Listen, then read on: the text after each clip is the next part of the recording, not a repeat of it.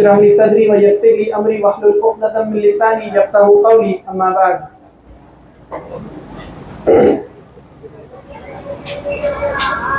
तमाम असातिज़ा इकराम और मुअज़्ज़िज़ हमारे मेहमानान, तमाम सरपरस्त और स्टूडेंट्स, मैं आपके सामने अभी कुछ मुख्तसर से पॉइंट्स इस शक्ल में रखने की कोशिश करूँगा कि कोविड-19 के बाद, पैंडेमिक के बाद जो बैचेस हमको मिल रही है, उन बैचेस में क्या एक कमी पाई जा रही है और उस कमी को आप लोग कैसे दूर कर सकते हो।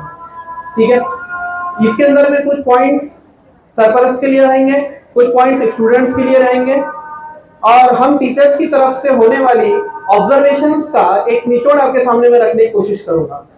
एक सर्वे किया गया था इंडियन गवर्नमेंट के कुछ एसोसिएशन और ऑर्गेनाइजेशन की तरफ से, उसमें यह पाया गया कि कोविड-19 के बाद सिर्फ हाई स्कूल के ग्रेड 6 से लेकर 10 तक जो ग्रेड्स होते हैं हमारे क्लास 6 से लेकर क्लास 10 तक, उसमें सिर्फ 13% स्टूडेंट ऐसे थे, 13% स्टूडेंट ऐसे थे जो मैथमेटिक्स सब्जेक्ट के अंदर में 50% भी क्रॉस कर पाए।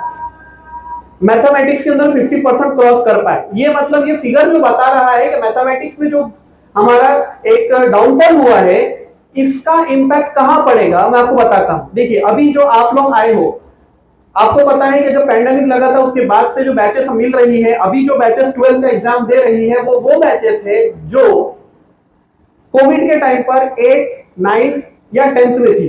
ठीक है, अभी पिछले 3 साल की जो बैचेस हमने निकाली है, इन बैचेस के अंदर में सबसे ज्यादा जो प्रॉब्लम हमको देखने में आया है वो है अपने एप्टीट्यूड या लॉजिकल टेस्ट की कमी। बच्चों के अंदर एक काबिलियत होती है जो वो लॉजिक को लगाकर चीजों को सॉल्व कर सकते हैं, जिसको हम एप्टीट्यूड्स कहते हैं। मेंटल एबिलिटी की एक कमी देखी गई, यानी कि बहुत ही आसान मैथमेटिक्स के प्रॉब्लम सॉल्व करने में उनको दिक्कत आने लगी है, और जिसकी वजह से एक मैथमेटिक्स, एक पॉइंट को याद रख लीजिए, क्योंकि हमारे असातिज़ा भी मैथमेटिक्स में यहाँ पर एक्सपर्ट मौजूद है, उनको पता होगा कि फिजिक्स जो कि मैं यहाँ पे पढ़ाता हूँ, फिजिक्स सब्जेक्ट के लिए मैथमेटिक्स की कितनी जरूरत है। ऐसे समझ लीजिए ये फिजिक्स जो है वो मैथमेटिक्स के बिना नहीं चल सकता।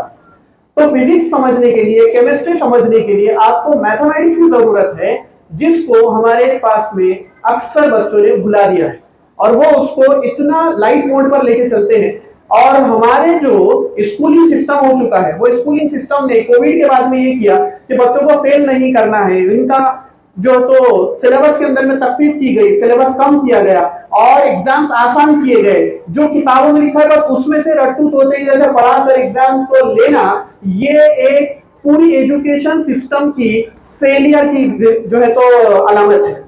अब इस बात को समझिए कि अभी जो बच्चे जेई के, नीट के एग्जाम्स दे रहे हैं, उनका 11th फाउंडेशन बहुत ही वीक होता है। आसान चीजें, फ्रैक्शंस हो, निस्बती तनासुब हो उनके पास, या फिर क्वाड्रेटिक इक्वेशंस वगैरह हो मैथमेटिक्स की, वो समझने में वो कासिर रहते हैं। इसके लिए 2 चीजें जिम्मेदार है। पहली चीज, हमारे एजुकेशन सिस्टम के अंदर इन चीजों पे लापरवाही, जो कि आपको पता चली होगी अगर आपने मुबीन सर से, और जो है तो आप यहाँ पे जब 11th में भी आएंगे, सोहेल सर वगैरह से आप मैथमेटिक्स पढ़ेंगे, आपको समझ में आएगा कि बहुत सारी चीजें जो है वो अक्सर आपको 11th और 12th में देखने को मिलेगी, जो आपका फाउंडेशन लेवल था 8वीं से लेकर।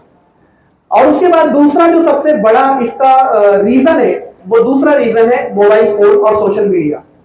आप अगर देखेंगे कि पैंडेमिक के बाद में जिस तरह से ऑनलाइन का ट्रेंड शुरू हुआ, आजकल बच्चे क्या करते हैं, 11th की स्टडी के लिए, 10th के बाद की स्टडी के लिए वो बहुत सारे ऑनलाइन के प्लेटफॉर्म्स पर से नोट्स डाउनलोड करते हैं, उसका मटेरियल देखना शुरू करते हैं। यकीन जानिए, बहुत सारे स्टूडेंट्स जो अभी इस वक्त जनवरी में हुए जेई एग्जाम्स को पास किए, और जो बच्चे फेल हुए, उन लोगों ने, फेल होने वाले बच्चों ने जेई के अंदर में कम नंबरात आने का जिम्मेदार ऑनलाइन सिस्टम को भी ठहराया। सबने नहीं, लेकिन एक बहुत अच्छी तादाद उसमें से ऐसी है जिन्होंने अपने तासुरात पेश किए लोगों के सामने, अखबारात में उनके आर्टिकल्स छपे और उन्होंने कहा कि ऑनलाइन से हमने जेई की स्टडी करने का जो फैसला लिया, ये बहुत ही ज्यादा गलत साबित हुआ, क्योंकि ऑफलाइन टीचर जो आपके बैकग्राउंड को जानता है, आपके मीडियम को समझता है, आपको पर्सनली जानता है, जितनी बातें वो कर सकता है, सारी बातें ऑनलाइन सिस्टम वाले नहीं समझा सकते। एक बात ये हुई। दूसरी चीज, बच्चों ने बहुत सारे नोट्स डाउनलोड किए, ऑनलाइन ही को उन्होंने सफिशिएंट समझा, ऑनलाइन नोट्स डाउनलोड किए और वो जो डिजिटल मेमोरी है वो आपके यहां पर सेव नहीं हो पाई। ये भी एक दिक्कत देखी गई। तो अभी जिस तरह ब्राइट में सर ने ऐलान भी किया कि ब्राइट में भी एक फाउंडेशन कोर्स रहेगा जिसमें सारी चीजें आपको कवर कराने की कोशिश की जाएगी। जो 10th और 11th के बीच में जो गैप है उसको फिल करने की कोशिश की जाएगी। मैं कहूंगा आप सबके लिए कंपलसरी है, चाहे आप आगे के कोर्सेज कोई भी लो, कोई भी स्ट्रीम लो, साइंस स्ट्रीम के लिए तो कंपलसरी है। इसकी बुनियाद पर ही आप आगे के कोर्सेज में अच्छा स्कोर कर पाएंगे। मेंटल एबिलिटी आपकी बढ़नी चाहिए, आपकी एक जहानत को एक कोशिश करने की चाहिए जो मैथमेटिक्स के प्रॉब्लम्स की वजह से मिलेगी। सब बच्चे फाउंडेशन में और कम से कम 11th में मैथमेटिक्स को चूज करो ताकि आपको फिजिक्स और केमिस्ट्री जैसे सब्जेक्ट में दिक्कत ना आए। लास्ट एक पॉइंट रख के अपनी बात मुकम्मल करूंगा इंशाल्लाह कि जो सोशल मीडिया है, सोशल मीडिया की वजह से जो रील्स देखने का जो ट्रेंड आम हो गया है, हमारे सरपरस्त भी जो है तो और से इस बात को सुने।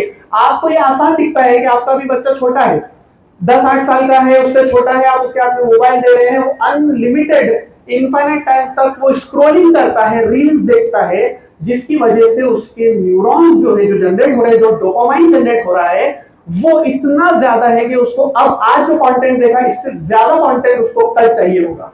मैं सोशल मीडिया और उसके असरात के ऊपर घंटों तकरीर कर सकता हूं, ये मौका उसका नहीं है, लेकिन सिर्फ एक पॉइंट रखकर चल रहा हूं कि स्क्रीन ऑन टाइम जो है अभी हर मोबाइल के अंदर एक फीचर आ चुका है जो तो हेल्दी वेलबींग होता है। उसमें जाकर चेक कीजिए कि आपके बच्चे कितनी देर तक ऑनलाइन या कितनी देर तक स्क्रीन टाइम को देख रहे हैं, बिकॉज उसकी वजह से उनकी नजरें वो कमजोर होने लगी है, हाफिजा कमजोर होने लगा है, चीजों को याद रखने की उन्हें नौबत नहीं आ रही। कितने बच्चे ऐसे जो अपने खानदान के 10 लोगों के मोबाइल नंबर मुझे जुबानी सुना सकते हैं? बहुत ही कम। मोबाइल नंबर की बात कर रहा हूं, सिर्फ 10 लोगों के मोबाइल नंबर सुनाना है, ये नहीं हो सकता। क्यों? क्योंकि हमने अपनी मेमोरी पूरी मोबाइल में डाल दी है, तो हमारे दिमाग में क्या रहेगा? वो यही सब कचरा भरा होगा जो रील्स में दिखाया जा रहा है, जिनका फेलियर पीछे का आपको नहीं दिखता, आपको सिर्फ उनकी अच्छाइयां दिखती है। 100 बार गिरने पड़ने के बाद एक रील अच्छी बनती है, आपको दिखता है कि इसकी जिंदगी तो इतनी अच्छी है। ये सब जो चीज चल रही है मीडिया की, इसकी वजह से हमारा कंसंट्रेशन खत्म हो चुका है। इसका सॉल्यूशन बोलूंगा एक लाइन में और इंशाल्लाह बात को मुकम्मल करेंगे।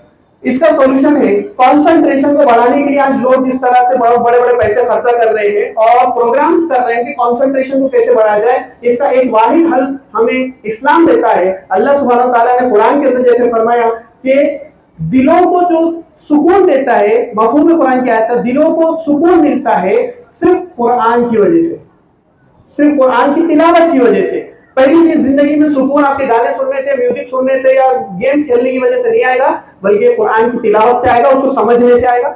दूसरी चीज है सलाह, नमाज के लिए। नमाज जितना आप वक्त के साथ मुकम्मल पढ़ोगे, और नमाज को जल्दबाजी में खत्म नहीं करना है बल्कि उसको उसके पूरे हक के साथ उसको अदा करना है, तब आपकी यकसोई और आपका फोकस चीजों पे बढ़ने लगेगा। तो नमाज की पाबंदी ही हमारे बच्चों को भी इस जो बुरे असरात है सोशल मीडिया के उससे निकालने में कारगर साबित हो सकती है। इसी पर मैं बात मुकम्मल करूंगा। जज़ाकुमुल्लाह खैर। अस्सलामु अलैकुम।